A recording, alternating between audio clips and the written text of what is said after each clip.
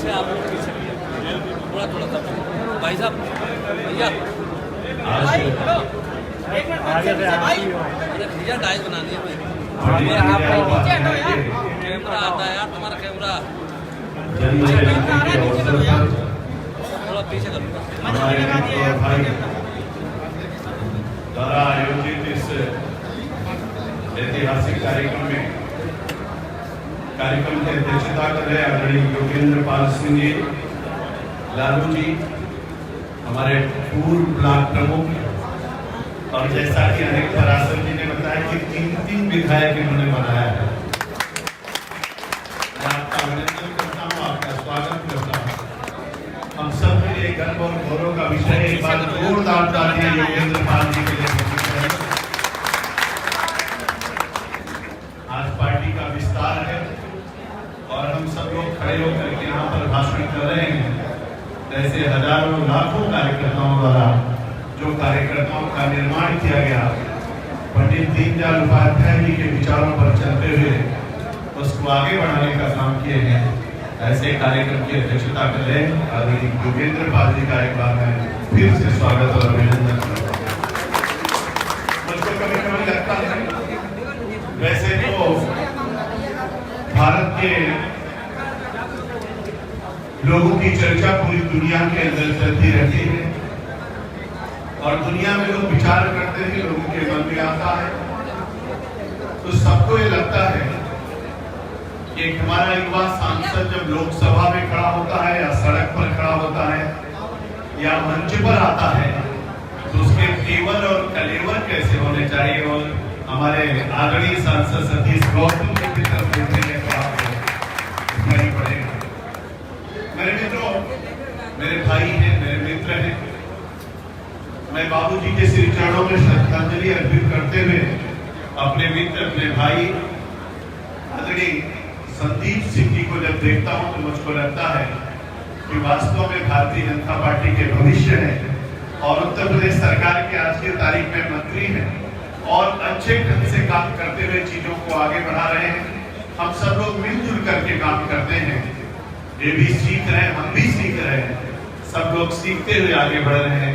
ऐसे हमारे उत्तर प्रदेश सरकार के मंत्री आदरणीय संदीप सिंह जी और हमारे मित्र और भाई, जब मैं कभी युवा मोर्चे में यहाँ पर आता था तो हम लोग रात भर घूमते थे, बैठे रहते थे, संघर्ष करते थे। पर अभी जब भारत माता का जयकारा लगा रहे थे तो लग रहा था कोई 18 साल का नौजवान जयकारा लगा रहा था। ऐसे आदरणीय संजीव राजा जी, हमारे विधायक, आदरणीय हमारे MLC मित्र विद्यार्थी परिषद से काम करते हुए अभी मैंने इनको सदन में बोलते हुए देखा तो मुझको बहुत आनंद आया कि डॉक्टर मानवेंद्र सिंह जी निश्चित रूप से विचारधारा के लिए, पार्टी के लिए, अपने सबके लिए बहुत अच्छा काम करेंगे। ऐसे हमारे MLC डॉक्टर मानवेंद्र सिंह जी, हमारी जिला पंचायत की अध्यक्ष जी श्रीमती विजय सिंह जी और मित्र भाई आदरणीय सुराज सिंह जी, बहन बैठी हैं रामचंद्री कटेरिया जी जो महिला आयोग के सदस्य हैं, हमारे श्री हरेन सिंह जी ब्लॉक के प्रमुख हैं और श्रीमती शकुंतला भारती जी पूर्व महापौर, और जिन्होंने इस कार्यक्रम को आयोजित किया है मैं उनका नाम इसलिए अंत में लेना चाहता हूं। मेरे मित्रों, मैंने युवा मोर्चा से लेकर के और इनको विधायक बनते हुए देखा और जब मैं यहाँ आता था तो अभी पिताजी के बारे में, अपने दादा के बारे में, सबके बारे में अभी बोल रहे थे, लेकिन मैं तो कुछ और बोलना चाहता हूँ क्योंकि मैं इनके घर पे जब जाता था तो माताजी, पिताजी, बाकी तो सब ठीक है, लेकिन लाल मिर्ची और लहसुन और धनिया की चटनी और मोटी मोटी रोटी बना करके इनकी श्रीमती जी को खिलाया करती थी। और युवा मोर्चा के कार्यकर्ता के नाते हमको ऐसे भी आज भी मोटी मोटी रोटी बहुत पसंद है, तो मैं जा करके वहां पर चटनी और रोटी इनके घर पर अक्सर खाया करता था। और मैं आया तो मेरे मुंह में ऐसे लग रहा था कि उस चटनी की याद आने के बाद मुंह में पानी सा आ जा रहा था कि फिर से रोटी और चटनी मिलेगी कि नहीं। ऐसे हमारे मित्र और भाई, मैं इनके लिए 4 लाइनें कहना चाहता हूँ कि लोहे को छूकर पिघलाना सबके बस की बात नहीं है, पत्थर से पानी टपकाना सबके बस की बात नहीं है, बंजर भूमि में पेड़ उगाना सबके बस की बात नहीं है, रेगिस्तान में फूल खिलाना सबके बस की बात नहीं है, और अनिल पराशर जैसा बन जाना सबके बस की।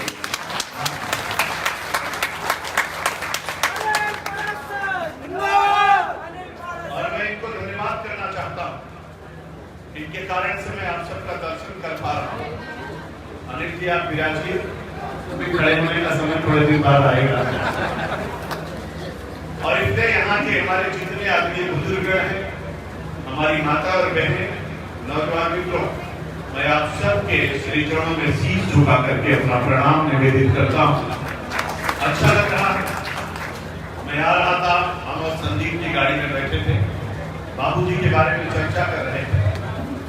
वास्तव में बाबूजी से बहुत कुछ सीखने को मिला है। मैं बाबूजी के श्री चरणों में भी अपने श्रद्धांजलि अर्पित करता हूं, उनको नमन करता हूं। और पंडित दीनदयाल उपाध्याय जी के श्री चरणों में अपनी श्रद्धांजलि, अपनी पुष्पांजलि, अपनी भावांजलि उनको निवेदित करता हूं। अनिल जी को धन्यवाद करता हूं, जिन्होंने संघ, जनसंघ और भाजपा तीनों का समुच्चय यहाँ पर बनाया है। इन्होंने संघ जो हम सबके प्रेरणा स्रोत है, जिन्होंने हम सबको सब कुछ दिया है, जिनके कारण मैं यहाँ पर खड़े होकर के बोल पा रहा हूँ, और संघ के बारे में भी इन्होंने यहाँ पर प्रदर्शनी में उल्लेख किया है। आगे बढ़े तो जनसंघ देखने को मिला, उसके आगे बढ़े तो भाजपा देखने को मिले। वास्तव में समग्रता का चित्रण यहाँ पर हम सब लोगों ने देखा है। मैं इसके लिए भी अनिल जी को बहुत बहुत बधाई और ऐसी कल्पना करके अपने पूर्वजों को याद करना, उनको नमन करना, उनकी शिक्षाओं को लेकर के आगे बढ़ना, ये हम सबके लिए बहुत बड़ा वरदान है। मेरे अलीगढ़ के वीर सपूतों में कभी कभी सोचता हूँ, मुझको लगता है कि वास्तव में मेरा भारत कैसा था, मेरा भारत कैसा हुआ, और फिर से मेरा भारत कैसा हो रहा है। जरा उस अद्भुत भारत का दर्शन मैं आपको बहुत संक्षेप में कराना चाहता हूँ। आप ऋग वैदिक कालीन भारत देखिए, आप यजुर्वैदिक कालीन भारत देखिए, आप उत्तर वैदिक कालीन भारत को देखिए, आपको पता चलेगा तब का भारत और अब के भारत में कैसा तालमेल स्थापित करने की कोशिश की जा रही है। हमारा ऋग वैदिक कालीन भारत हो, यजुर्वैदिक कालीन भारत हो, या 6ठी शताब्दी ईसा पूर्व का भारत हो, महात्मा बुद्ध का भारत हो, या महावीर स्वामी का भारत हो, चाणक्य का भारत हो, या चंद्रगुप्त का भारत हो, या समुद्रगुप्त का भारत हो, या महाराणा प्रताप का भारत हो, या छत्रपति शिवाजी का भारत हो, या स्वामी विवेकानंद का भारत हो, या पंडित दीनदयाल उपाध्याय का भारत हो। मित्रों, चलते चलते यात्रा आगे बढ़ती रही। मेरे अलीगढ़ के वीर सपूतों, आप सोचते होंगे कौन सा भारत सोने का चिड़िया था, किस भारत को हम सोने का चिड़िया कहते हैं, कौन सा भारत विश्व गुरु के पद पर आसीन था। तो आपको विचार करने पे पता चलेगा, 3री शताब्दी के पहले का भारत देखिए, 6ठी शताब्दी का भारत देखिए, उसके बाद का भारत देखिए, 7वीं शताब्दी के बाद का भारत देखिए। जब भारत पर भारत के लोगों का शासन था तो भारत सोने का चिड़िया था और भारत विश्व गुरु के पद पर आसीन था। लोग कहते हैं, आज लोग विचार करते होंगे, ऑक्सफोर्ड यूनिवर्सिटी में पढ़ने वाले छात्र जाते होंगे, अगर उनसे पूछा जाए कि वहां के किसी भी टीचर से पूछे कि दुनिया के सबसे प्राचीनतम विश्वविद्यालय का नाम बताइए, तो हर कोई व्यक्ति तक्षशिला और नालंदा की चर्चा करेगा। जब दुनिया में लोग विश्वविद्यालय नहीं जानते थे तो हमारे भारत के अंदर तक्षशिला और नालंदा था, जहां पढ़ने के लिए लोग आते थे। आज दुनिया में किसी से जाकर के पूछिए कि जीरो की खोज किसने की, तो हर कोई भारत का नाम लेगा। अगर दुनिया में किसी से जाके पूछे अंक कहां से आया, तो हर कोई भारत की चर्चा करेगा। दुनिया में किसी से जाके पूछे कि सबसे प्राचीनतम धर्म का नाम बताइए, तो सनातन धर्म की लोग चर्चा करेंगे। दुनिया में किसी से जाकर के पूछे, कहीं पर भी जाकर के पूछे योग कहां से आया, तो हर कोई भारत की तरफ इशारा करेगा। दुनिया में किसी से जाके पूछिए कि सबसे प्राचीनतम पुस्तक का नाम बताइए, तो हर कोई ऋग्वेद, यजुर्वेद, सामवेद, अथर्ववेद की चर्चा करेगा, 108 उपनिषदों की चर्चा करेगा। दुनिया में किसी से जाके पूछे सबसे प्राचीनतम भाषा का नाम बताइए, तो हर कोई संस्कृत भाषा की चर्चा करेगा। दुनिया में किसी से जाके पूछिए कौन सी ऐसी नदी है जिसका पानी कभी सूखता नहीं है, और जिसमें कभी कीड़ा नहीं पड़ता। तो हर कोई गंगा मैया की चर्चा करेगा। दुनिया में किसी से जाके पूछे कि दुनिया का सबसे बड़ा मेला कहाँ लगता है, तो हर कोई कुंभ की चर्चा करेगा। और दुनिया में किसी से जाकर के पूछिए सबसे लोकप्रिय नेता कौन है, तो नरेंद्र भाई मोदी की चर्चा करेगा। लोग सोचते हैं, लोगों के मन में कल्पनाएं चलती रहती है, भारत की संस्कृति, भारत की सभ्यता, भारत का संस्कार, भारत का अध्यात्म, भारत की वाणी, भारत का विचार, सब कुछ अद्भुत है। इसीलिए तो पंडित दीनदयाल उपाध्याय भी हमारे लिए अद्भुत है मित्रों, अद्भुत थे। और उन्होंने जो विचार दिया, जो दर्शन दिया, आज दुनिया में शोध चल रहा है, एकात्म मानववाद पर लोग शोध कर रहे हैं, ढूंढ रहे हैं। जब किसी को रास्ता नहीं मिल रहा था, हम लोग सोचते हैं, कल्पना करते हैं, सतयुग तो बीत गया 12,96,000 वर्षों का, त्रेता तो बीत गया मित्रों, हम लोगों को द्वापर बीत गया, कलयुग में हम लोग आ गए। और सबके मन में एक कल्पना चलती रहती है, लोग सोचते रहते हैं द्वापर में भगवान कृष्ण का अवतार कहां पर हुआ, भगवान कृष्ण कहां पर अवतरित हुए, यहीं पर आपके बगल में हमारी ब्रज भूमि मथुरा में अवतरित हुए। और पंडित दीनदयाल उपाध्याय कहां पर अवतरित हुए, तो उसी ब्रज भूमि पर नगला चंद्रभान में ही पंडित दीनदयाल उपाध्याय भी आए। लोगों के मन में चलता है कि त्रेता में भगवान श्री राम थे, द्वापर में भगवान कृष्ण थे, और कलयुग में हमारे पंडित दीनदयाल उपाध्याय भी प्रभु के उन्हीं श्री चरणों का प्रताप के नाते थे। जब किसी को रास्ता नहीं मिल रहा था, तो कुरुक्षेत्र के मैदान में खड़े होकर के एक उपदेश देने का काम उस समय अगर किसी ने किया था, तो भगवान कृष्ण ने किया था। और जब किसी को पूंजीवाद और साम्राज्यवाद और इनके बीच में रास्ता नहीं मिल रहा था, तो एकात्म मानववाद का एक नया दर्शन देने का काम पंडित दीनदयाल उपाध्याय ने किया है। लोगों के मन में आता है, लोग विचार करते हैं, आज उन्हीं की प्रेरणा से, पंडित दीनदयाल उपाध्याय की प्रेरणा लेकर के आदरणीय नरेंद्र भाई मोदी और आदरणीय योगी जी काम कर रहे हैं, जिसका प्रतिफल है कि पूरी दुनिया के अंदर भारत का डंका बज रहा है। मेरे अलीगढ़ के वीर सपूतों, मैं भी कभी कभी सोचता हूँ कि हमारा जो प्रयागराज है, ये प्रयागराज आज हमको मिला है। 16वीं शताब्दी में हमारे प्रयागराज को इलाहाबाद बना दिया गया। ऋग्वेद में इलाहाबाद नहीं है, ऋग्वेद में प्रयागराज था, अथर्ववेद में प्रयागराज, सामवेद में प्रयागराज, यजुर्वेद में प्रयागराज, गीता में प्रयागराज, महाभारत में प्रयागराज, 108 उपनिषदों में प्रयागराज। एक कहां से आ गया इलाहाबाद, लेकिन दीनदयाल उपाध्याय जी की प्रेरणा और उनका आशीर्वाद है, आप सबका आशीर्वाद है कि योगी जी ने फिर से इलाहाबाद को हटा करके प्रयागराज बना दिया है। अगर ये हो पाया है तो पंडित दीनदयाल उपाध्याय जी का ही आशीर्वाद है, उन्हीं की प्रेरणा है, उन्हीं का विचार है। मेरे मित्रों, कभी कभी मैं सोचता हूँ, लोग कहते थे भगवान श्री राम का भव्य मंदिर क्यों नहीं बन रहा है। योगी जी जब मुख्यमंत्री बने, उन्होंने सोचा कि मंदिर क्यों नहीं बन रहा। उन्होंने प्रभु से कहा, प्रभु आप तो जो चाहते हो सब कुछ हो जाता है, मंदिर क्यों नहीं बन रहा है। प्रभु ने कहा आप आ क्यों नहीं रहे। जब योगी जी ने कहा भगवान आप आ क्यों नहीं रहे हो, तो योगी जी से प्रभु ने कहा मैं कहाँ आऊँ, मेरी अयोध्या तो वहाँ है नहीं, वहाँ तो फैजाबाद हो गया है, मैं अयोध्या में रहता था, अयोध्या वहाँ नहीं है, मैं कैसे आऊँ।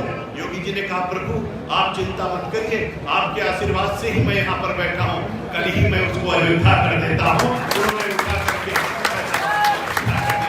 जब फैजाबाद को अयोध्या कर दिया, जब फैजाबाद को अयोध्या कर दिया, उसके बाद फिर उन्होंने कहा प्रभु अब तो आ जाइए, अब तो अयोध्या हो गई है। उन्होंने कहा मैं कैसे आऊं, जब मैं आया था तो पुष्पक विमान से आया था, अब तो विमान है नहीं, मैं कैसे आऊं। तो उन्होंने कहा भगवान आप ही का दिया हुआ हेलीकॉप्टर मेरे पास है, मैं उसको समर्पित कर देता हूं। उन्होंने तत्काल हेलीकॉप्टर लगाया, भगवान राम, लक्ष्मण और सीता जी को अयोध्या में उतारने का काम किया। उसके बाद कहा प्रभु अब तो आ जाइए। उन्होंने कैसे आऊं, जब मैं लंका विजय करके आया था तो बहुत सारे दिया जलाए गए थे, अब तो वहां इतने दिया जलते नहीं, मैं कैसे आऊं। उन्होंने कहा अच्छा प्रभु आपने आदेश दिया है। उन्होंने 6 लाख दिया जला करके अयोध्या में भव्य दीपावली मनाई। आपने देखा होगा दीपोत्सव का कार्यक्रम हुआ, फैजाबाद को अयोध्या बनाया, भगवान को हेलीकॉप्टर से उतारा, तत्काल प्रभु श्री राम का आदेश हुआ और सुप्रीम कोर्ट का निर्णय आ गया और वहां पर प्रधानमंत्री ने मंदिर का भव्य मंदिर बन रहा है।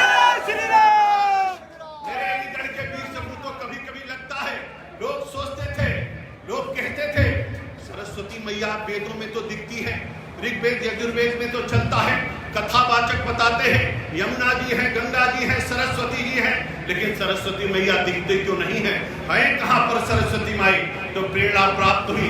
नरेंद्र भाई मोदी ने कहा योगी जी सरस्वती कूप को खोल दीजिए, अब जो भी लोग आए वो सरस्वती मैया का दर्शन कर पाए। प्रयागराज में सरस्वती कूप खुल गया। उसके बाद वट वृक्ष जिसको किले में कैद कर दिया गया था, बरसों से हमारे पूर्वज स्नान करने के लिए जाते थे, लेकिन वट वृक्ष का दर्शन नहीं कर पाते थे। योगी जी ने कहा, मोदी जी ने आदेश दिया, तत्काल वट वृक्ष खुल गया। और आप सब लोगों ने देखा होगा, तीर्थराज प्रयाग से पूछा, तीर्थराज प्रयाग क्या बात है? जब कभी कुंभ लगता है तो भगदड़ हो जाती है, अव्यवस्था हो जाती है, भक्तगण मर जाते हैं, क्या कारण है? आप ऐसा क्यों करते हैं? तीर्थराज प्रयाग ने कहा, मेरी कोई गलती नहीं है, क्योंकि मैं इलाहाबाद में नहीं रह सकता हूँ, मैं तो प्रयागराज में रहता हूँ, मेरा प्रयागराज है नहीं, इसीलिए तो अव्यवस्था होती है। तुरंत तत्काल योगी जी ने इलाहाबाद को प्रयागराज कर दिया। तीर्थराज आ गए, 24 करोड़ लोग आए, आचमन किया, जलपान किया, भव्य कुंभ, दिव्य कुंभ, 72 देशों के लोग आए और स्नान करके वापस गए। मित्रों, एक भी आदमी को खरोच नहीं लगी। यही तो तीर्थराज प्रयाग की महिमा है, यही तो उनकी महिमा है। इसी दिव्यता के आधार पर लोगों के मन में कल्पना आती है, लोग सोचते हैं सतयुग में तो पुष्प वर्षा होती थी, त्रेता में पुष्प वर्षा होती थी, जब कुंभ में लोग स्नान करते थे तो नभ से पुष्प वर्षा होती है, फिर पुष्प वर्षा क्यों बंद हो गई? लेकिन योगी जी ने और मोदी जी ने कहा पुष्प वर्षा फिर से होगी। जब लोग भक्तगण वहां स्नान कर रहे थे तो हेलीकॉप्टर से पुष्प वर्षा हो रही थी। आजाद भारत में पहली बार देखने को मिला। मेरे अलीगढ़ के वीर सपूतों, 1857 का स्वतंत्रता संग्राम हो रहा था। झांसी की रानी छोटे से बच्चे को पीठ पर बांध करके, घोड़े की लगाम को दांतों तले दबा करके, दोनों हाथों में तलवार लेकर के किले की दीवार पर दौड़ती हुई फिरंगियों को भारत से भगाना है। कहीं रानी लक्ष्मीबाई लड़ रही थी, कहीं तात्या टोपे लड़ रहे थे, कहीं मंगल पांडे लड़ रहे थे, कहीं कुंवर सिंह लड़ रहे थे। लड़ते लड़ते 12 जनवरी 1963 में हम लोग पहुंच गए। स्वामी विवेकानंद का अवतरण हो गया, यात्रा आगे बढ़ी। 1887 में स्वामी विवेकानंद ने कहा, गर्व से कहो हम हिंदू हैं। यात्रा आगे बढ़ी। 11 सितंबर 1893 को शिकागो की सभा में स्वामी विवेकानंद पहुंचते हैं और पूरी दुनिया के अंदर 11 सितंबर 1893 को पहला भाषण करते हैं। दूसरा भाषण 13 सितंबर 1893 को करते हैं। तीसरा भाषण 16 सितंबर 1893 को, चौथा भाषण 19 सितंबर 1893 को और अंतिम भाषण 27 सितंबर 1893 को करके जब नीचे उतरते हैं तो पूरी दुनिया स्वामी विवेकानंद के पीछे चलने को मजबूर होती है। यात्रा आगे बढ़ती है। हम सब लोग जानते हैं 1901 में हम लोग पहुंचते हैं, डॉक्टर श्यामा प्रसाद मुखर्जी अवतरित होते हैं। यात्रा आगे बढ़ती है। 1905 का बंगभंग आंदोलन होता है। 1906 में मुस्लिम लीग की स्थापना होती है। 1911 और 12 में महात्मा गांधी का राजनीति में प्रवेश होता है। 1913 और 14 में सरदार वल्लभ भाई पटेल का आगमन होता है। 13 अप्रैल 1919 को जलियांवाला बाग का कांड होता है और उसी बीच में 25 सितंबर 1916 को पंडित दीनदयाल उपाध्याय का अवतरण होता है। देखते देखते भारत माता के वो वीर सपूत का जन्म होता है, अवतरित होते हैं। और किस लिए आते हैं कि आजादी तो मिल जाएगी, लेकिन आजाद भारत को बनाएंगे हम कैसे? कौन बनाएगा आजाद भारत को? कैसे फिर से हम उसको पुनर्विकसित करेंगे? और इसके लिए 25 सितंबर 1916 को आगमन होता है। 13 अप्रैल 1919 को जलियांवाला बाग का कांड होता है। 1921 का असहयोग आंदोलन होता है। 1922 का चौरी चौरा कांड होता है। 1925 का काकोरी कांड होता है। 1929 में पूर्ण स्वराज की घोषणा होती है। 1930 में नमक आंदोलन होता है। 1932 में इरविन समझौता होता है। 1934 में रहमत अली नामक नौजवान लिखता है, Pakistan P for Punjab, A for Afghanistan, Afghanistan for Balochistan को मिलाकर के पाकिस्तान का नक्शा खींच दिया जाता है। 1940 में चर्चा चलती है, जिन्ना कहते हैं कि पाकिस्तान के नीचे अब कोई समझौता नहीं होगा। 1942 का भारत छोड़ो आंदोलन होता है। वही महात्मा गांधी जो अहिंसा के पुजारी थे, करो और मरो का नारा देते हैं। यात्रा आगे बढ़ती है। 16 अगस्त 1945 में बंगाल के अंदर सीधी कार्रवाई होती है। 10,000 लोग मारे जाते हैं और इतने ही लोग अपाहिज होते हैं। लेकिन जिस देश की आजादी की लड़ाई हम आप लड़ रहे थे, वह देश एक दिन बाद आजाद होता है। उसके एक दिन पहले मेरी माँ का बंटवारा हो जाता है। 14 अगस्त 1947 को पाकिस्तान बनता है।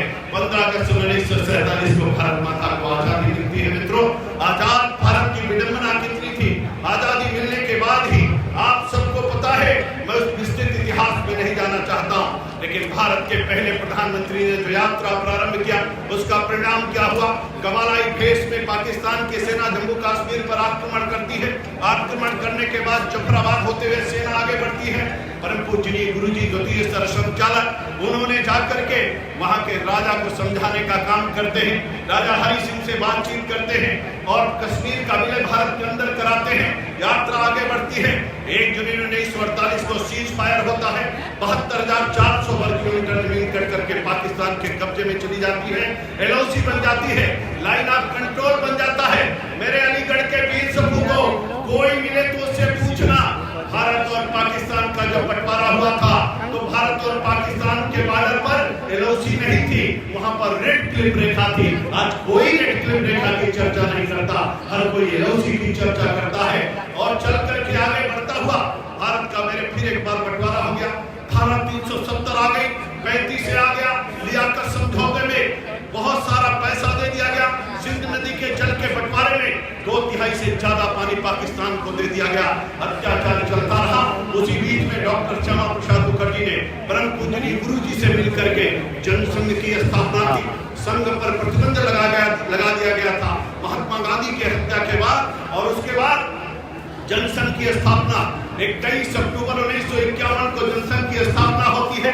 पहला चुनाव होता है, केवल 3 सांसद जीत करके हमारे आते हैं। उसमें डॉक्टर श्यामा प्रसाद मुखर्जी, हरपत घोष, ओमकार नाथ त्रिवेदी, ऐसे तीनों सांसद जीत करके आते हैं।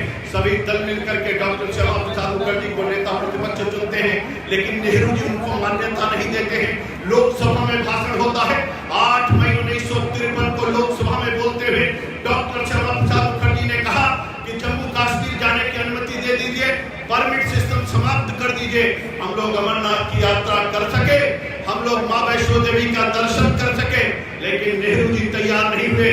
उस पर डॉक्टर श्यामा प्रसाद मुखर्जी ने कहा, नेहरू जी, मैं आपके काले कानून को तोड़ने के लिए जम्मू कश्मीर जा रहा हूं, आपके अंदर ताकत है तो हमको रोक करके दिखाइए।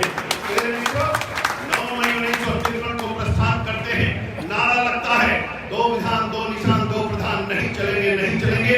यात्रा लगते नारा लगते हुए पठानकोट पहुंचते हैं। पंडित अटल बिहारी वाजपेयी उनके साथ में थे। जाकर के वहां वशिष्ठ नामक मजिस्ट्रेट आता है, रोकता है, वो कहता है जम्मू कश्मीर नहीं जा सकते हैं। डॉक्टर श्यामा प्रसाद मुखर्जी ने कहा, मैं सांसद हूं, रुकने की व्यवस्था कहां वहां बताइए। जाकर के सर्किट हाउस में रुकते हैं। भोर में वही मजिस्ट्रेट आता है, कहता है आपको जम्मू कश्मीर जाने की अनुमति मिल गई है। उस समय अटल जी को जगा करके डॉक्टर श्यामा प्रसाद मुखर्जी ने कहा था, इसमें बहुत बड़ी चाल है अटल जी, क्योंकि अगर हम इस तरफ गिरफ्तार हो गए तो सुप्रीम कोर्ट के आदेश से हमको छोड़ना पड़ेगा, लेकिन अगर हम उस तरफ गिरफ्तार हो गए जम्मू कश्मीर में तो वहां पर यहाँ का कानून लागू नहीं होता है और हमको आराम से जेल के अंदर रखने में उनको सफलता प्राप्त होगी। उसके बावजूद भी डॉक्टर श्यामा प्रसाद मुखर्जी डरे नहीं। उन्होंने रावी नदी के तट को कहा, अटल जी जाइए और पूरे देश को बताइए कि भले ही बंदी के रूप में क्यों न सही, हमने इनके काले कानून को तोड़ा है। अब कोई भी आकर के मां वैष्णो देवी का दर्शन कर सकता है और अमरनाथ की यात्रा कर सकता है। मेरे मित्रों, आप सबको पता है इतिहास बहुत लंबा है, लेकिन उसके बाद क्या होता है। 23 जून 1953 को 22 जून 1953 को रात में 2:45 उनकी तबीयत खराब होती है। एक रहस्यमय परिस्थितियों में कब कैसे कहां उनका इस दुनिया से वो चले जाते हैं। 23 जून 1953 का सवेरा होता है तो पता चलता है डॉक्टर श्यामा प्रसाद मुखर्जी हमारे बीच में नहीं रहे। विशेष विमान से उनके 100 को पश्चिम बंगाल पहुंचाया गया और उस समय वहां पर 24 जून 1953 को दाह संस्कार किया जाता है और नारा लगता है, जहां हुए बलिदान मुखर्जी वह कश्मीर हमारा है और जो कश्मीर हमारा है वो सारे का सारा है। और विद्यार्थी परिषद ने उस समय नारा दिया, जम्मू हो या गुवाहाटी, अपनी धरती अपनी माटी। इस नारे के आधार पर यात्रा आगे चलती रही। उनके बाद मित्रों, यहाँ पर सारे अध्यक्षों का भी चित्र में देखता हुआ आ रहा था। उसके बाद 31 दिसंबर 1967 को पंडित दीनदयाल उपाध्याय जनसंघ के अध्यक्ष बनते हैं। इनकी अध्यक्षता में पूरे देश के अंदर एक नई लहर पैदा होती है, लेकिन दुर्भाग्यवश 11 फरवरी को 10 तारीख को 9 तारीख को उन्होंने बरेली के अंदर एक कार्यक्रम में रहते हैं। बरेली से पटना जाने के लिए तैयारी करते हैं और पटना के लिए जब ट्रेन जाती है, जौनपुर पहुंचती है। जौनपुर के राजा उनको भोजन कराते हैं। उसके बाद जौनपुर और बनारस मुगल सराय के बीच में कब कहां कैसे उनकी हत्या कर दी जाती है और हाथ पैर तोड़ करके पंडित दीनदयाल उपाध्याय को मुगल सराय के रेलवे स्टेशन के यार्ड में डाल दिया जाता है। मेरे मित्रों, एक राष्ट्रीय अध्यक्ष की हत्या जेल के अंदर, दूसरे की हत्या रेल के अंदर। अगर आप इतिहास उठा करके देखेंगे तो भारत की संस्कृति, भारत की सभ्यता, भारत का संस्कार, भारत का अध्यात्म और भारत की एकता, एक भारत श्रेष्ठ भारत के लिए दोनों अध्यक्षों की हत्या हो गई। लेकिन उसके बाद पंडित अटल बिहारी वाजपेयी ने 13 फरवरी 1968 को कमान संभाली। यात्रा आगे बढ़ी। हार नहीं मानेंगे, राग नहीं ठानेंगे, काल के कपाल पे लिखता हूँ, मिटाता हूँ, गीत नया गाता हूँ, गीत नया गाता हूँ, कहते रहे। यात्रा चलती रही और देखते देखते मेरे मित्रों, पहला चुनाव हुआ तो 3 सीटें जीते, 1957 का चुनाव हुआ तो 4 सीटें जीते, 1962 का चुनाव हुआ तो 14 सीटें जीते, 1967 का चुनाव हुआ तो 35 सीटें जीते, 1971 का चुनाव हुआ तो फिर से 21 सीटें जीते। इमरजेंसी आ गई, इमरजेंसी लग गई। 25 जून 1975 को आपातकाल में भारत को झोंक दिया गया। 26 जून 1975 का सवेरा हुआ तो सबको जेलों के अंदर डाल दिया गया। यात्रा आगे बढ़ी, जनसंघ का विलय जनता पार्टी में हो गया। फिर से यात्रा आगे बढ़ी, एक दोहरी नागरिकता को लेकर के। अगर आप संघ के स्वयंसेवक हैं तो जनता पार्टी में नहीं रह सकते हैं। ये बात जब उठी तो भारत माता के सच्चे सपूत पंडित अटल बिहारी वाजपेयी ने कहा, मैं ठोकर मारता हूं जनता पार्टी को और मैं संघ को नहीं छोड़ सकता, संघ के स्वयंसेवक के रूप में मैं काम करूंगा। और उसके बाद वहां से अलग होने के बाद 4 अप्रैल 1980 को जनता पार्टी से अलग होने के बाद 6 अप्रैल 1980 को भारतीय जनता पार्टी को गठित करते हैं पंडित अटल बिहारी वाजपेयी, लाल की चढ़वानी लोग। यात्रा आगे बढ़ती है।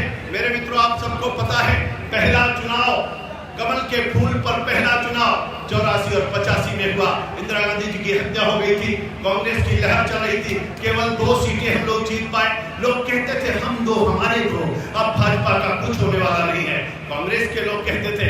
लेकिन पंडित अटल बिहारी वाजपेयी, लाल की चढ़वानी, कल्याण सिंह जी जैसे लोगों ने मिल करके यात्रा को आगे बढ़ाते रहे। भारत माता के तीर सबूत चलते रहे। राम रथ यात्रा प्रारंभ हो गई। अडवाणी जी यात्रा लेकर के चल दिए। 89 का चुनाव हुआ, हम लोग 86 सीटों पर पहुंच गए। उसके बाद 1991 का चुनाव हुआ, 116 और 119 सीटों पर पहुंच गए। 1996 का चुनाव हुआ, हम लोग 161 सीटें प्राप्त कर लिए और पंडित अटल बिहारी वाजपेयी भारत के प्रधानमंत्री हो गए। आप सबको याद होगा, आपको पता होगा, 1996 में पहली बार भारत के प्रधानमंत्री 16 मई 1996 को बने थे। लेकिन 13 दिन बाद सरकार गिर गई थी। 13 दिन के बाद फिर 1998 में चुनाव हुआ, 182 सीटें जीत गए। 24 दलों को लेकर के भारत माता के सच्चे सपूत ने कमान संभाली। मेरे मित्रों, आपने देखा होगा, लोग कहते हैं शेरशाह सूरी के बाद सड़कें किसे बनवाया, तो आप सबको पता है पंडित अटल बिहारी वाजपेयी ने 4 लेन और 6 लेन की सड़कों का जाल उठा दिया। पोखरण में बम विस्फोट हुआ और पोखरण के बम विस्फोट के बाद दुनिया के लोग आर्थिक प्रतिबंध की चर्चा कर रहे थे।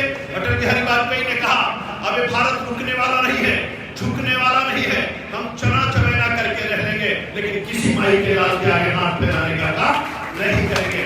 और आप सबको याद होगा, उस समय पूरी दुनिया के अंदर चर्चा चल रही थी कि भारत इतना कर्जा ले चुका है कि ब्याज नहीं चुकता कर पा रहा है। अटल बिहारी वाजपेयी ने ब्याज भी चुकता किया, कर्जा भी चुकता किया, 16 देशों को कर्जा देने का भी काम किया था। मित्रों, लोग चर्चा करते हैं, मैं कहना चाहता हूं, कहते थे लोग कि भारत तो गांव में बसता है, किसान तो मेरा भगवान है, लेकिन गांव में जाने के लिए सड़क नहीं थी।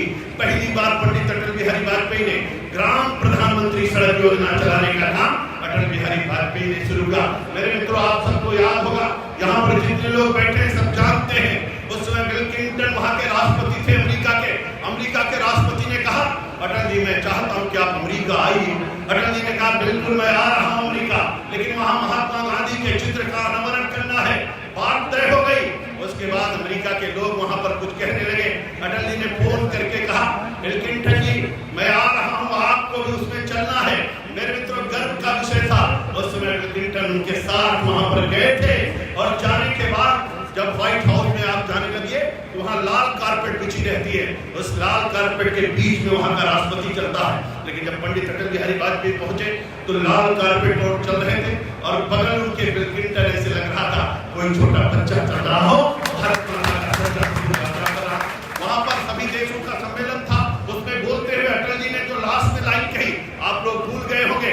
उन्होंने कहा था उसमें, सर्वे भवन्तु सुखिनः सर्वे सन्तु निरामयाः सर्वे भद्राणि पश्यन्तु मा कश्चित् दुःखभाग् भवेत्। यह सुन करके लोग आश्चर्यचकित रह गए। पूरी दुनिया में संदेश देने का काम किया। मेरे मित्रों, यात्रा आगे बढ़ी। बहुत विस्तार से चर्चा नहीं करना चाहता। 1999 में फिर चुनाव हुआ, फिर 182 सीटें जीत करके अटल जी भारत के प्रधानमंत्री बने। पूरी दुनिया में छा गए। करगिल का युद्ध हुआ, हमारी सेना नीचे, उनकी सेना ऊपर, लेकिन भारत माता के वीर सपूतों ने करगिल में जाकर के ध्वज लहराने का काम, तिरंगा लहराने का काम किया। यात्रा आगे बढ़ी। 2004 का चुनाव हुआ। एक बार फिर से भारतीय जनता पार्टी हार गई। 138 सीटों पर हम लोग रह गए। लेकिन उसके बाद 2009 का चुनाव हुआ, 116 सीटों पर रह गए। फिर दुनिया के अंदर भारत माता का सच्चे सपूत का आगमन होता है। नमो नमो का नारा गूंजता है। हर कोई मोदी मोदी कहता है। मोदी का नारा चलता है। देखते देखते एक कवि ने हमसे कहा, ना जाने कब लाल किला मर्दानी भाषा बोलेगा। हमने कहा, कवि और चिंता मत करो, 2014 में लाल किला मर्दानी भाषा बोलेगा। आपने देखा होगा, देखते देखते पूरे भारत में कमल का फूल खिल गया। 182 की जगह पे 282 सीटें भारतीय जनता पार्टी जीत गई। नरेंद्र भाई मोदी भारत के प्रधानमंत्री बन गए। जब उनको प्रणव जी ने कहा, आइए और शपथ लीजिए, मोदी जी ने कहा, जरा रुकिए प्रणव भाई, अभी मैं शपथ नहीं लूंगा, पहले गंगा आरती करूंगा, बाद में शपथ लेने का काम करूंगा। उन्होंने जाके पहले गंगा आरती किया, आकर के संसद को प्रणाम किया, शपथ लिया। शपथ लेने के बाद उन्होंने कहा था, गोली का जवाब गोले से दिया जाएगा और ईंट का जवाब पत्थर से दिया जाएगा। लोग कहते थे, अमेरिका अगर लादेन को पाकिस्तान में घुस करके मार सकता है तो भारत क्यों नहीं घुस करके मारता है? अरे हमने कहा, जब कोई मर्द प्रधानमंत्री बैठेगा तभी तो घुस करके मारेगा।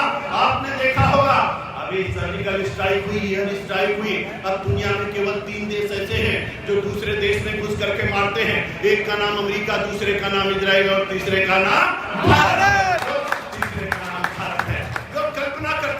लोगों के मन में बहुत सारी चर्चाएं चलती रहती हैं। पंडित दीनदयाल उपाध्याय जी के सपनों का भारत कैसे बनेगा, अंत्योदय कैसे लागू होगा, अंतिम व्यक्ति तक योजना कैसे बने पहुंचेगी? तो नरेंद्र भाई मोदी ने कहा, हर गरीब का खाता बैंक में खुलना चाहिए। प्रधानमंत्री जन धन योजना के तहत 48 करोड़ खाते खुल गए। लोगों ने कहा, खाते खोल करके क्या होंगे? अरे भैया, आपको समझ में नहीं आएगा। मोदी जी को जब देखोगे, समझोगे, तब जानोगे कि मोदी जी क्या है। उनका विजन, उनकी दृष्टि, उनका समावेश, ये सब सबके समझ के परे की बात है। मोदी जी ने खाता खुलवाया और खाता खोलने के लिए बिना पैसे का खाता, बिना पैसे का खाता। पहले गरीब आदमी बैंक में जाता था, धक्के मार के लोग निकाल देते थे। अब गरीब आदमी के घर बैंक जाकर के खाता खुलवाने का काम आजाद भारत में पहली बार किया तो नरेंद्र भाई मोदी के कार्यकाल में किया। मेरे अलीगढ़ के वीर सपूतों, आज प्रधानमंत्री आवास का पैसा आता है, विधवा पेंशन आता है, वृद्धा पेंशन आती है, किसान सम्मान निधि का पैसा आता है। दिल्ली से मोदी जी बटन दबाते हैं और किसान अपने गांव में खटिया पे चारपाई पे सोया रहता है। जब उठता है, मोबाइल देखता है तो पता चलता है 2000 रुपए उसके खाते में पहुंच गया, 6000 रुपए आ गया। खाता खुलवा दिया 48 करोड़ लोगों का। उसके बाद मोदी जी ने कहा, जितने गरीब लोगों के पास घर नहीं, सबको पक्का मकान मिलेगा। प्रधानमंत्री आवास योजना लगा दिया। उत्तर प्रदेश के अंदर देखते देखते 50 लाख आवास बन गए। पूरे भारत के अंदर मित्रों आप देखिए, गरीब लोगों के आवास की व्यवस्था। फिर मोदी जी ने कहा, महेंद्र सिंह का बेटा तो लाइट में पढ़ेगा, सतीश गौतम का बेटा बिजली में पढ़ेगा, संदीप का बेटा बिजली में पढ़ेगा, लेकिन गरीब आदमी के घर में बिजली नहीं है। मोदी जी ने कहा, सौभाग्य योजना के तहत हर घर में बिजली का मुफ्त कनेक्शन देने की व्यवस्था। और उन्होंने व्यवस्था करके 1,50,00,000 लोगों को उत्तर प्रदेश में कनेक्शन दिला दिया मित्रों। और उसके बाद मोदी जी ने कहा, अब हमारी बहन माता और बहनों के आंख में धुआं नहीं लगना चाहिए, उनको मुफ्त में गैस का कनेक्शन। कांग्रेस के जमाने में तो पैसा देने पर भी गैस का कनेक्शन नहीं मिलता था। मोदी जी ने उज्ज्वला योजना के तहत मुफ्त में गैस का कनेक्शन दिला दिया। मेरे मित्रों, देखते देखते पूरे भारत के अंदर स्वच्छता अभियान के तहत उन्होंने हर घर में शौचालय बनवा दिया। पंडित दीनदयाल उपाध्याय कहते थे, अंतिम व्यक्ति अंतिम सीढ़ी पर बैठे हुए व्यक्ति तक जब तक योजना नहीं पहुंचेगी तब तक भारत महान भारत नहीं बन सकता है। और पंडित दीनदयाल उपाध्याय के सपनों का भारत बनाने के लिए आदमी नरेंद्र भाई मोदी ने पूरे भारत में एक लहर पैदा की, क्रांति पैदा किया है। आज दुनिया के अंदर एक चर्चा चल रही है। अभी हमारे सतीश जी कह रहे थे, मैं आपको कहना चाहता हूँ, अमेरिका में जब पहली बार मोदी जी का दौरा हुआ, उस समय बराक ओबामा वहां के राष्ट्रपति जब ये जहाज से पहुंचे तो बराक ओबामा नीचे खड़े हुए थे, ऊपर से मोदी जी आ रहे थे, भारत माता का शेर ऐसे करते हुए उतर रहा था और नीचे ओबामा जी खड़े थे। पहली बार अमेरिका का राष्ट्रपति भारत के प्रधानमंत्री को लेने के लिए खड़ा हुआ था। और क्या हुआ, जो ओबामा अंग्रेजी के सिवा कोई दूसरी भाषा नहीं बोलते थे, मोदी जी को देखते ही अंग्रेजी भूल गए, गुजराती बोलने लगे। जब मोदी जी पहुंचे तो उनसे कहा केम छू, मोदी जी ने कहा मजा माचू, कहकर के हाथ मिलाया, आगे बढ़े।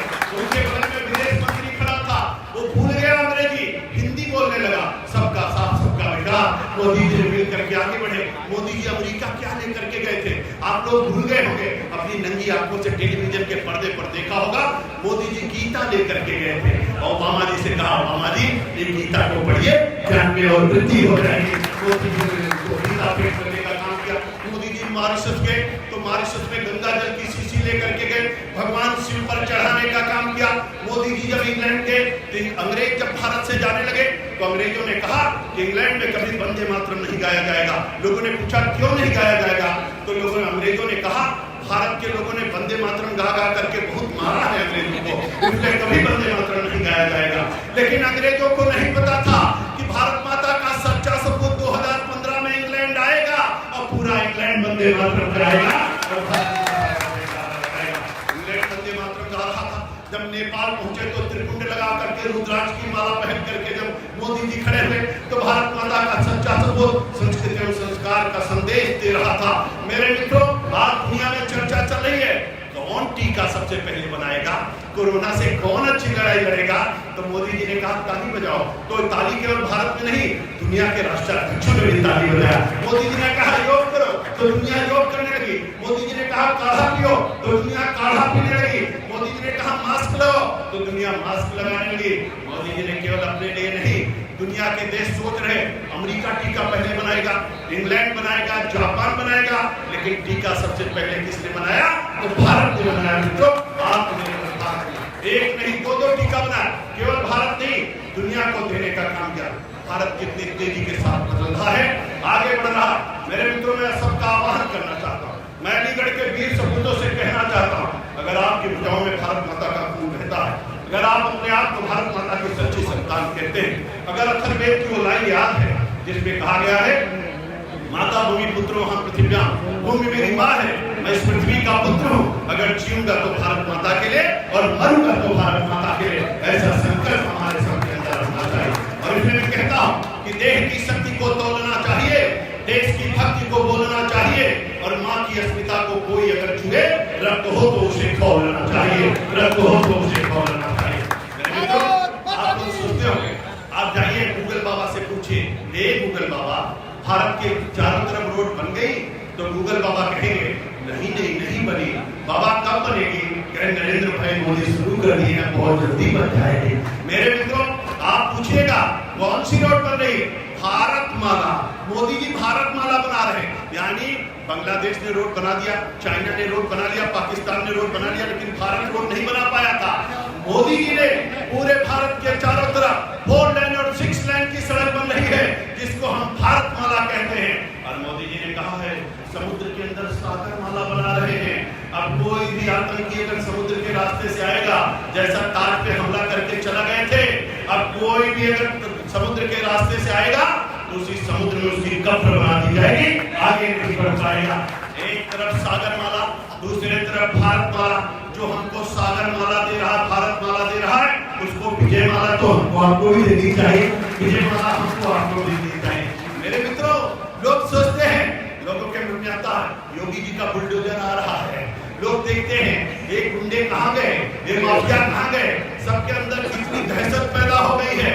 अब मोदी जी ने कहा 1850 करोड़ की संपत्ति जब्त हो गई। उन्होंने कहा कि जितनी बिल्डिंगें गिराई गई हैं, अब यहाँ गरीबों का आवास बनेगा, गुंडों का इस पर राज नहीं रहेगा, इस पर भारत के नागरिकों का और यहाँ के गरीबों का राज रहेगा। मेरे मित्रों, योगी जी ने पूरे उत्तर प्रदेश में कैसा बदलाव लाया है, आपने देखा होगा। उत्तर प्रदेश का नक्शा तेजी के साथ बदल रहा। आज हर स्कीम में उत्तर प्रदेश नंबर 1 के स्थान पर है। प्रधानमंत्री आवास योजना में नंबर 1 पर है। ईज ऑफ डूइंग बिजनेस में पूरे भारत के अंदर 14वें स्थान से दूसरे स्थान पर आ गया है। आर्थिक दृष्टि से प्रति व्यक्ति आय को 2 गुना बढ़ा दिया है। हर क्षेत्र में उत्तर प्रदेश प्रदेश का परचम लहरा रहा है, लोग चर्चा करते थे। मैं सबका आह्वान करना चाहता हूँ, आज पंडित दीनदयाल उपाध्याय जी के श्री चरणों में अपनी श्रद्धांजलि अर्पित करते हुए, उनको याद करते हुए हम सब लोग उन्हीं के बताए हुए मार्ग पर चलने की कोशिश कर रहे हैं। लेकिन उस समय महात्मा गांधी ने कहा था ग्रामोदय, विनोबा भावे ने कहा था सर्वोदय, पंडित दीनदयाल उपाध्याय ने कहा था अंत्योदय। विनोबा भावे का सर्वोदय, महात्मा गांधी का ग्रामोदय और पंडित दीनदयाल उपाध्याय का अंत्योदय। और नरेंद्र भाई मोदी ने क्या कहा? मोदी जी ने क्या कहा? उन्होंने कहा विनोबा भावे ने सर्वोदय, महात्मा गांधी ने कहा ग्रामोदय, पंडित दीनदयाल उपाध्याय ने कहा अंत्योदय, तो आदरणीय नरेंद्र भाई मोदी ने कहा राष्ट्रोदय। महात्मा मोदी जी ने कहा राष्ट्रोदय, तो इसमें ग्रामोदय, सर्वोदय, अंत्योदय का समाहित करके उन्होंने कहा राष्ट्रोदय। और इसलिए मित्रों, कभी कभी मैं सोचता हूं, जब मोदी जी ने कहा न खाएंगे न खाने देंगे, हम मोदी जी भी गजब थे। अब न खाएंगे न खाने देंगे, उन्होंने तो कह दिया। हम लोग तो दाल भात खाते हैं, रोटी पूड़ी कचौड़ी खाते हैं, लेकिन कांग्रेस के लोग ये सब नहीं खाते हो, तो 2G स्पेक्ट्रम खाते हैं, कोयला खाते हैं, राष्ट्रमंडल के घोटाला खाते हैं, बाकी कुछ खाते हैं। अब उनका काम कैसे चलेगा? फिर मोदी जी ने एक नारा और दे दिया, एक भारत श्रेष्ठ भारत। बाकी दलों का नारा है divide and rule, Modi ji ने कहा एक भारत श्रेष्ठ भारत। अब कल्पना करें, लोगों ने कहा धारा 370 कोई माई का लाभ नहीं हटा सकता। मोदी भाई ने कहा, अमित भाई ने कहा चिंता मत करो, भारत माता के सच्चे सबूत नरेंद्र भाई मोदी और अमित भाई शाह ने धारा 370 को समाप्त कर दिया और एक भारत श्रेष्ठ भारत का नमूना उन्होंने प्रस्तुत किया। आप सब जानते हो, मोदी जी ने कहा सबका साथ सबका विकास, और इन लोगों का क्या नारा है? सबका विनाश अपना विकास। मोदी जी का नारा है सबका साथ सबका विकास सबका विश्वास, और इनका नारा है अपना विकास आपके लड़का विनाश। लेकिन मोदी जी भी गजब है मित्रों। कभी कभी मैं सोचता हूं तो मुझको लगता है, वास्तव में देखिए तो कल्पना करिए आप, भारत माता का सच्चा सबूत जब खड़ा हो, जब बोलते हैं, कल जब अमेरिका से बोल रहे थे और पूरी दुनिया को जब संदेश दे रहे थे, तो उनके संदेश को लेकर के आज पूरी दुनिया कहती है जो मोदी जी बताएं उसी रास्ते पे चलो, वही रास्ता सबसे अच्छा है जो मोदी जी बता रहे हैं, जो पूरी दुनिया का नेतृत्व कर रहे हैं। ब्रिक्स के चेयरमैन बने, आर्थिक से दुनिया का संदेश दिए। आज पूरे पर्यावरण में चर्चा होती तो भारत नेतृत्व कर रहा है। आज दुनिया के किसी आतंकी मुद्दे पर चर्चा आती तो भारत नेतृत्व कर रहा है। कोरोना का समय आया तो भारत नेतृत्व कर रहा था। आपने देखा होगा दुनिया के सभी राष्ट्राध्यक्षों ने कहा जो रास्ता मोदी जी बता रहे हैं उसी पर चलो, उसी पे चल करके सफलता प्राप्त होगी। यह हम सब लोग के गर्व और गौरव का विषय है। यही तो भारत का नेतृत्व है। यही तो भारत के बारे में कहा जाता है कि भारत विश्व गुरु के पद पर आसीन था, भारत सोने का चिड़िया था, फिर से भारत सोने का चिड़िया बनेगा, विश्व गुरु के पद पर आसीन होगा। मैं आप सबका आह्वान करते हुए निवेदन करना चाहता हूँ, एक आग्रह करना चाहता हूँ। जन्म के बाद मृत्यु निश्चित है।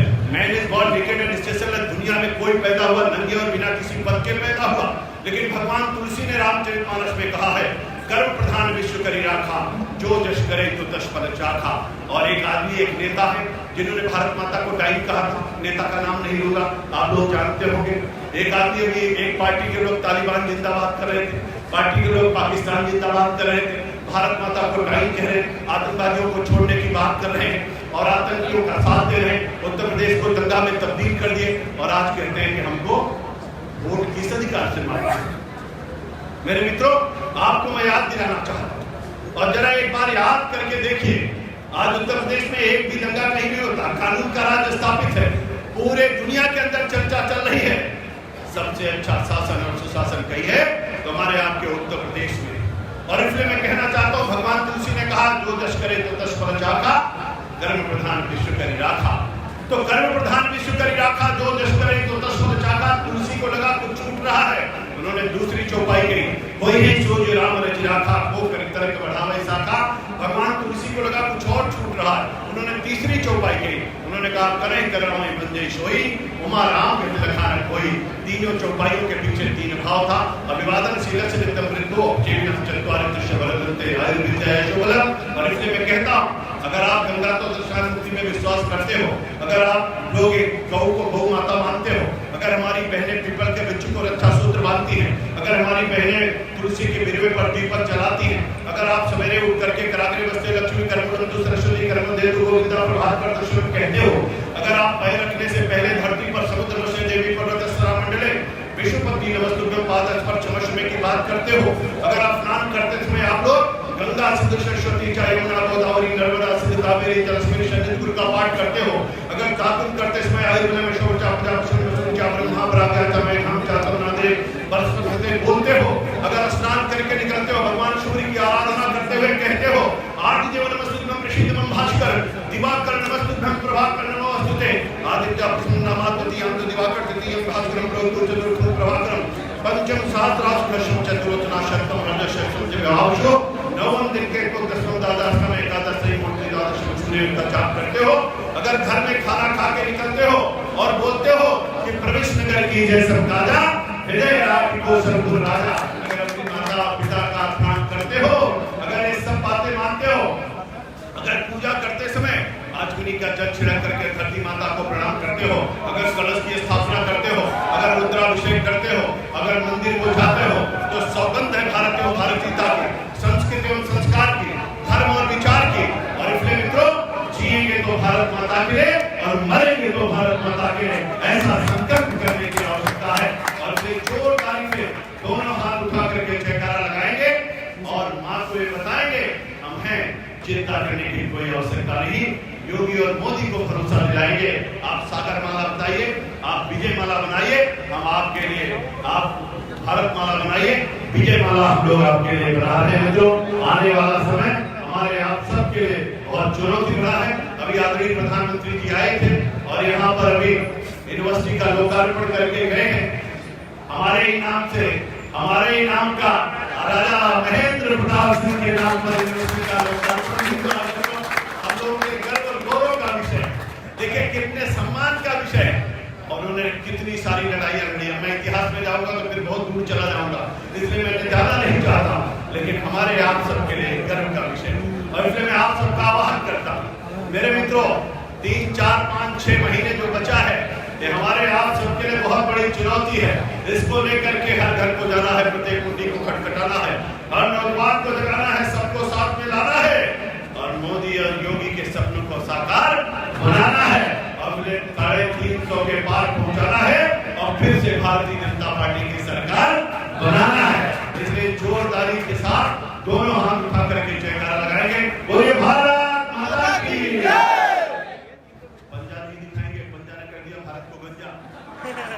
दुनिया में कहीं भी लोग हैं, कहीं कहां से आ रहे, कहीं भारत से, कहीं बदसवार, कहीं लाचार भारत, बीमार भारत, सहाय भारत, गद्दार भारत, कमजोर भारत, ये आतंकवाद की जंगी, भ्रष्टाचार की जंगी, गुजरात गुजरात पिस्तौल घोटाला का निजी घोटाला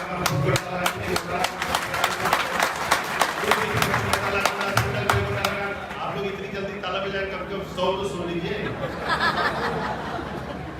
इतने सारे घोटाले दिए, इसलिए बजरंगबली की भूमिका में आना है, हनुमान जी की भूमिका में, काचू साध रहे हो बलवाना, कौन सो गाज कठिन जगमाही, इसलिए बजरंगबली की भूमिका में आना है, कमल का फूल खिलाना है और मोदी जी को विजय माला पहनाना है और योगी जी को मुख्यमंत्री बनाना है। और इसलिए जोरदारी से जयकारा लगाना है। मैं समझता हूँ पंडित दीनदयाल उपाध्याय जी के सपनों का भारत, उनके चरणों में, श्री चरणों में श्रद्धांजलि, शब्दांजलि, भावांजलि, हमारा सबका समर्पण वही होगा जब मेरी माँ का उत्थान, मेरी माँ के लिए तिरंगा लहराता हुआ, मेरी माँ का जयकारा लगता हुआ, भारत माँ का जय पूरी दुनिया के अंदर लगे, यही हम सब लोगों के लिए चार मित्रों, इसलिए जोरदारी से जयकारा लगाइए, बोलिए भारत माता की जय, भारत माता की जय, भारत माता की जय, वंदे मातरम, वंदे मातरम, वंदे मातरम, बीजेपी जिंदाबाद, बीजेपी जिंदाबाद, बीजेपी जिंदाबाद, नरेंद्र मोदी जिंदाबाद, नरेंद्र मोदी जिंदाबाद, अमित शाह जिंदाबाद, अमित शाह जिंदाबाद, नड्डा जी जिंदाबाद, नड्डा जी जिंदाबाद, योगी जी जिंदाबाद, योगी जी जिंदाबाद, योगी जी जिंदाबाद, यहाँ के कार्यकर्ता, अलीगढ़ की जनता, अलीगढ़ की जनता, जय जय श्री राम, जय जय श्री राम, जय जय श्री राम। एक बार पुनः मैं अनिल पराशर जी का अभिनंदन, स्वागत, बधाई देता हूँ हमारे क्रांतिकारी भाई का, जिन्होंने इतना भव्य कार्यक्रम आयोजित किया है। प्रभु से प्रार्थना करता हूँ, जिनसे मैं धीरे से कहना चाहता हूँ, शुभम करोति कल्याण पालो की दर्शना, दीपक